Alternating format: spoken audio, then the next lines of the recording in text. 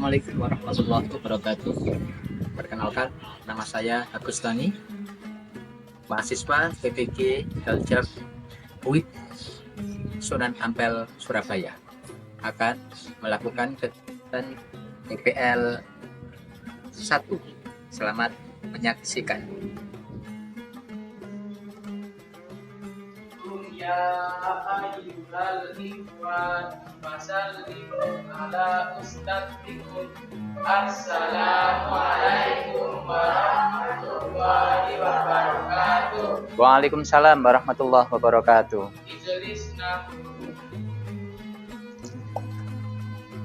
Assalamualaikum warahmatullahi wabarakatuh.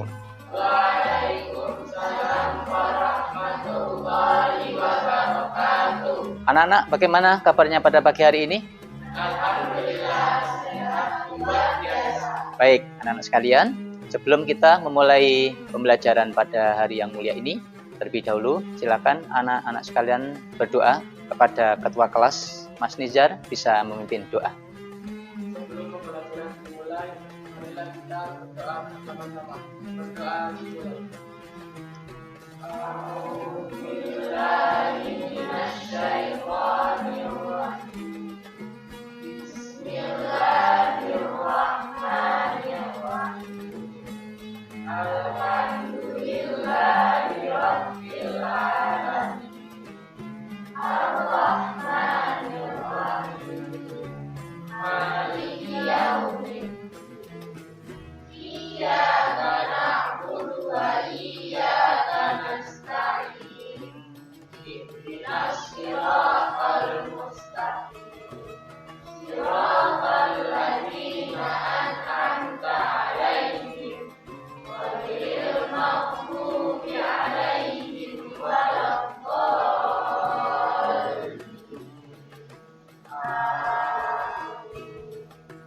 Rabbi zidni ilma warzuqni fahma. Amin ya rabbal alamin. Alhamdulillah, nah sekalian, semoga dengan doa yang kalian panjatkan, yang kalian ucapkan, menjadikan wasilah untuk kita nantinya mendapatkan ilmu yang bermanfaat. Allahumma amin. Baik anak-anak sekalian, selanjutnya Pak Tani akan melakukan absensi kehadiran anak semuanya. Apakah hari ini ada yang tidak masuk? Alhamdulillah, terima kasih anak-anak sekalian.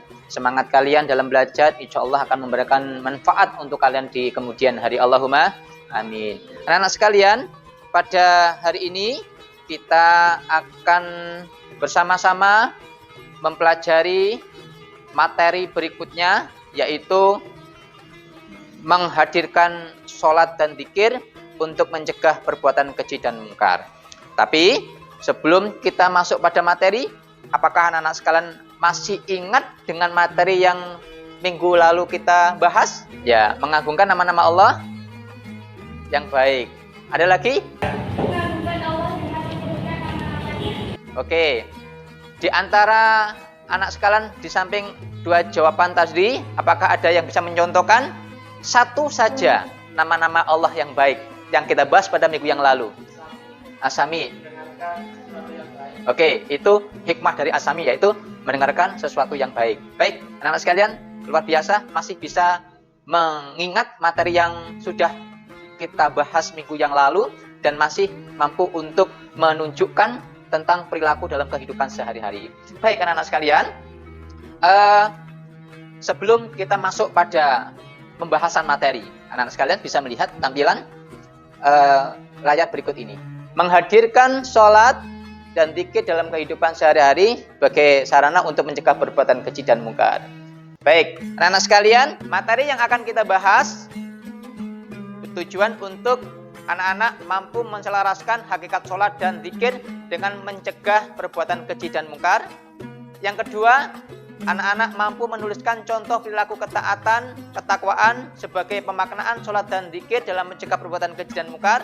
Yang ketiga, anak-anak mampu membuat catatan tentang sholat dan zikir dalam mencegah perbuatan dan keji serta mungkar dalam kehidupan sehari-hari. Baik, anak sekalian, berikutnya anak akan saya kasih satu gambaran untuk anak sekalian menganalisis. Nah, lihat gambar ini.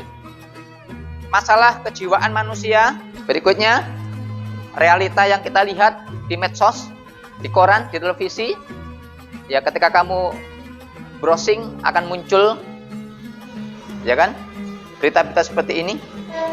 Kemudian silahkan. Nah, bagaimana zikir mampu membantu seseorang mengendalikan emosi dan nafsu, ya kan, tidak mudah stres, tidak mudah galau gitu ya kan ya.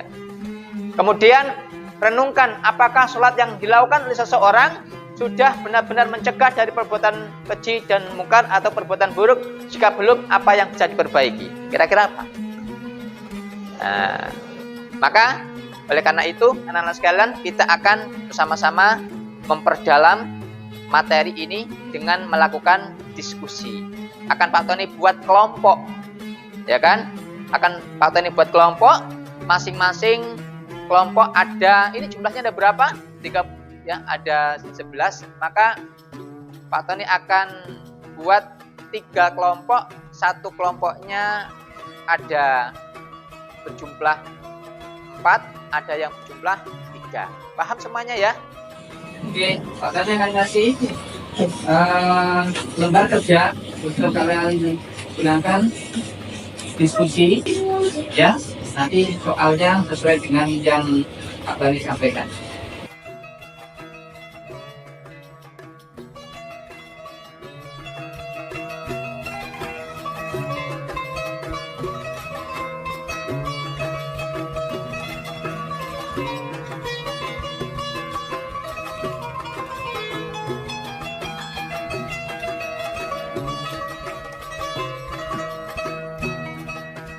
Baik, sekarang sudah selesai semuanya?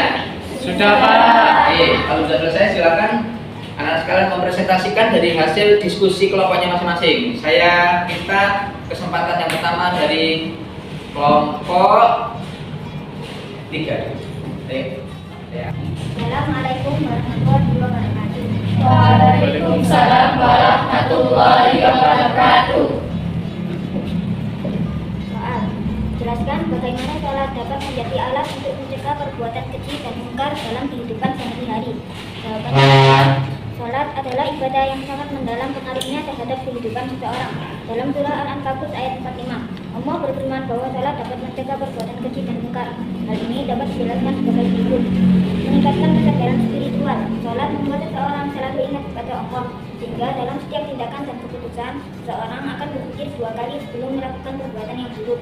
Contoh, seseorang yang rutin sholat 5 waktu akan lebih berhati-hati dalam berbicara dan bertindak, karena ia tahu bahwa Allah mengawasinya, sehingga ia akan menghindari kebohongan dan perbuatan curang. Apakah ada yang ingin bertanya? Ya. Apakah sholat dapat meningkatkan spiritualitas seseorang? Tolong jelaskan. Ya, sholat memang dapat meningkatkan spiritual seseorang. Sholat membuat seseorang selalu ingat kepada Allah, sehingga dalam setiap tindakan dan keputusan, seseorang akan berpikir 2 kali sebelum melakukan perbuatan yang buruk. Apakah sudah cukup? Cukup. Terima kasih. Selanjutnya, presentasi berikutnya disampaikan oleh kelompok 1. Silakan. Assalamualaikum warahmatullahi wabarakatuh. Waalaikumsalam warahmatullahi wabarakatuh. Saya dari perwakilan kelompok 1 izin mempresentasikan soal saya. Jelaskan bagaimana sholat dapat menjadi alat untuk mencegah perbuatan keji dan mungkar dalam kehidupan sehari-hari. Jawabannya adalah sholat ibadah yang sangat mendalam pengaruhnya terhadap kehidupan seseorang dalam surat Al-Ankabut ayat 45. Sesungguhnya Allah itu mencegah dari perbuatan keji dan mungkar, dan sesungguhnya mengingatkan Allah untuk lebih besar. Quran surat Al-Ankabut ayat 45. Apakah ada yang bertanya?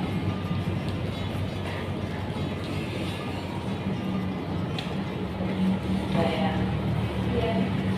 contohkan sholat dalam kehidupan sehari-hari. 1. Seseorang yang melaksanakan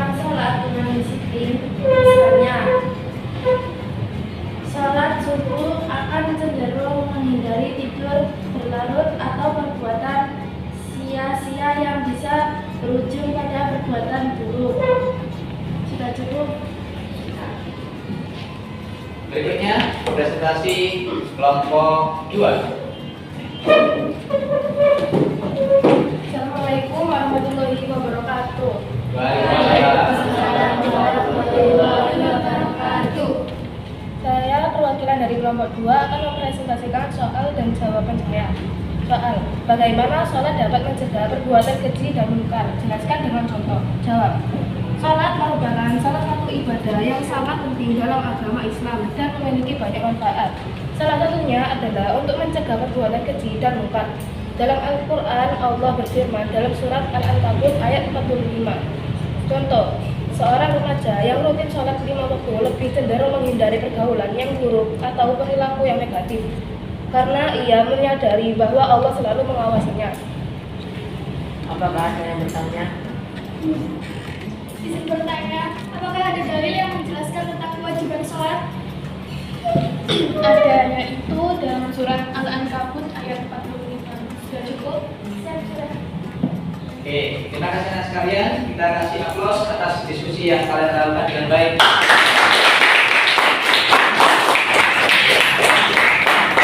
Berikutnya, Pak Tani akan mengambil hasil dari rangkuman dan dari kerja kalian dengan kelompoknya.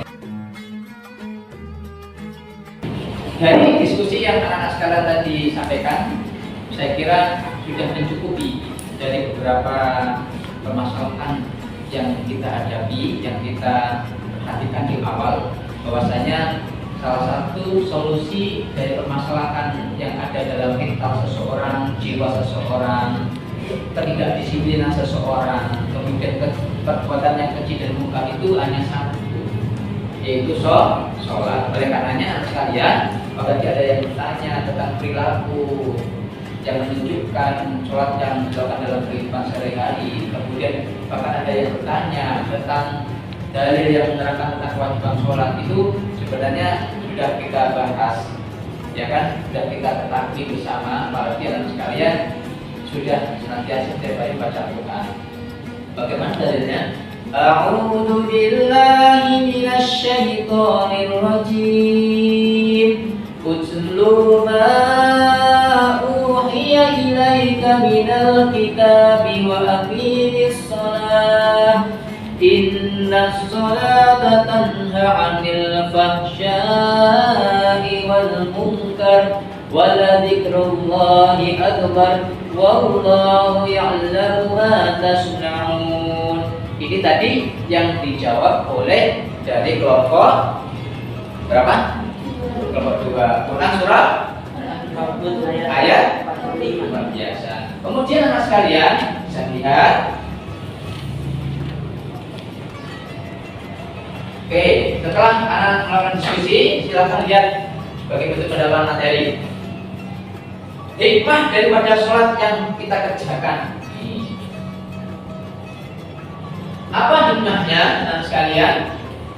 Kalau pengertian sholat itu adalah doa, kemudian sholat secara istilah yaitu mengerjakan sesuatu yang diawali dengan takbiratul ihram dan diakhiri dengan salam.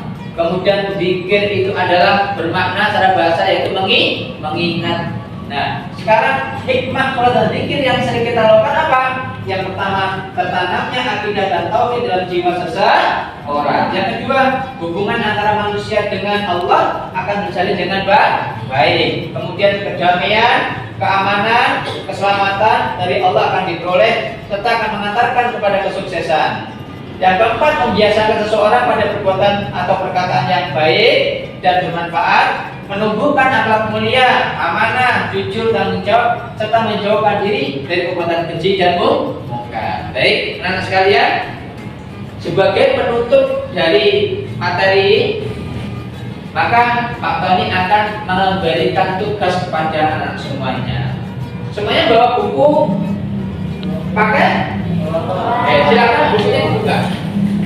Ya, silakan perhatikan pada halaman 67, ya, pada halaman 67 sampai halaman 71, ya, silakan dikerjakan di rumah masing-masing. Paham? Oke. Oke, sebelum materi tutup, apakah ada yang ditanyakan? Sudah paham semuanya? Alhamdulillah. Baik, anak sekalian. Sebagai akhir daripada pelajaran hari ini, mari kita bersama-sama akhiri pelajaran yang bertemakan dengan menghadirkan sholat dan zikir untuk mencegah perbuatan keji dan mungkar dengan membaca doa. Silakan ketua kelas memimpin doa, tapi sebelumnya silakan buku diringkas dan dimasukkan ke dalam tasnya masing-masing. Oke, silakan pimpin. Untuk mengakhiri pembelajaran kita kali ini, marilah kita berdoa bersama-sama. Berdoa mulai. Bismillahirrahmanirrahim.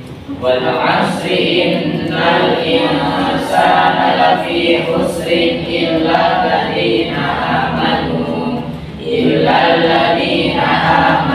wa 'amilus shalihati wa tawasaw bil haqqi wa tawasaw bis sabr.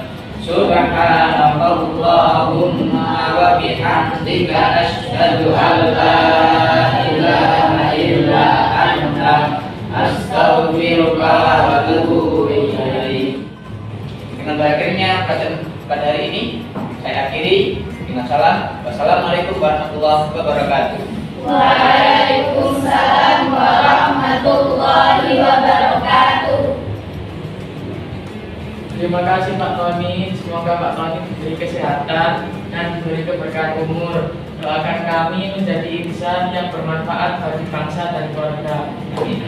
Terima kasih doanya dan insya Allah Bapak Ibu akan senantiasa mendoakan kalian. Kita ketemu minggu yang datang ya.